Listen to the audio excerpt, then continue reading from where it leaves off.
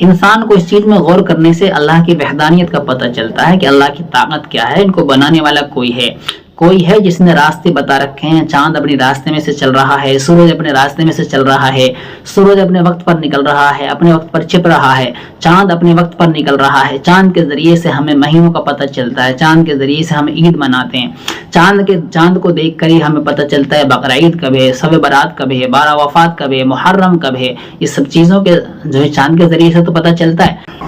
سب سے پہلے تو ہم مبارکباد دیتے ہیں اور اللہ تعالیٰ سے دعا کرتے ہیں کہ اللہ تعالیٰ ہمارے انڈیا کے ویگیانیوں کو اور ترقیات سے نوازے۔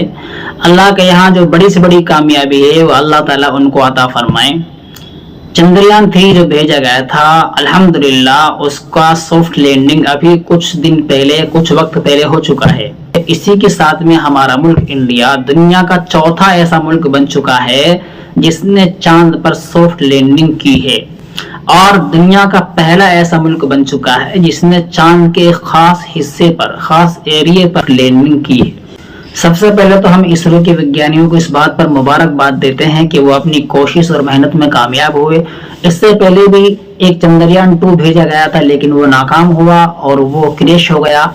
ہمت نہیں ہارے اور اس میں جو کمیاں تھی کیوں کریش ہوا اس کی تحقیقات کر کے پھر انہوں نے ایک چندریان 3 کے اوپر محنت کری۔ آخر کار انہوں نے چندریان 3 کو چاند پر سافٹ لینڈنگ کرائی، اور اس کے اندر ایک مشین ہے، اب وہ اس سے باہر نکل کے چاند پر گھومے گی اور وہاں سے فوٹو وغیرہ سب اپنے اندر عکس کرے گی اور اس کے بعد میں وہ بھیجتی رہے گی، اور بہت ساری کچھ تصویریں اس نے بھیجی بھی ہیں۔ چاند پر جاتے کیوں ہیں؟ اس کی وجہ یہ ہے کہ وہاں پر یہ تلاش کرتے ہیں کہ وہاں ہوا کتنی ہے اور ہوا ہے یا نہیں ہے، کیونکہ ہوا اللہ تعالیٰ نے وہ چیز بنائی ہے، ہوا کہ جس کی انسان کو ضرورت ہے۔ اگر وہاں یہ دونوں چیزیں مل جاتی ہیں تو وہاں انسان کا بسنا اور انسان کا رہنا یہ آسان ہے، پھر ممکن ہے کہ وہاں کوئی آبادی ہو سکتی ہے، کیونکہ آبادی کرنے کے لیے انسان کو دونوں چیزوں کی خاص ضرورت ہے، ایک ہوا کی اور ایک پانی کی۔ ہوا کے ذریعے سے ہم سانس لیتے ہیں، ہوا کے بغیر انسان کا گزارا نہیں ہو سکتا۔ ہوا کو اللہ تعالیٰ نے جس طرح سے اس زمین پر ہمارے لیے ہر جگہ وسیع و عریض رکھا ہے، ایسا زمین سے اوپر نہیں ہے۔ زمین سے جتنا اوپر جائیں گے، یہاں تک کہ تقریباً 3.5 میل اوپر زمین سے ہوا کم ہو جاتی ہے، اور تقریباً 500 میل اوپر ہوا کا وجود ہی نہیں ہے۔ تو ہوا اور پانی، انہی چیزوں کی تلاش کے لیے یہ ساری محنتیں انسان کر رہا ہے۔ اس سے پہلے بھی امریکہ، چین، روس اور ہمارا انڈیا یہ جو ہے سافٹ لینڈنگ کرا چکے ہیں۔ چاند اس زمین سے تقریباً 4 لاکھ کلومیٹر اوپر ہے، اور ہمارے جو چندریان 3 تھا اس کو وہاں تک پہنچنے میں تقریباً 40-45 دن کا وقفہ لگا۔ اس کے جو فائدے ہیں وہ ہمارے ملک کو بہت ہی زیادہ ملنے والے ہیں۔ بس یہی دعا کریں کہ اللہ تعالیٰ سارے ملک میں امن اور سلامتی عطا فرمائے۔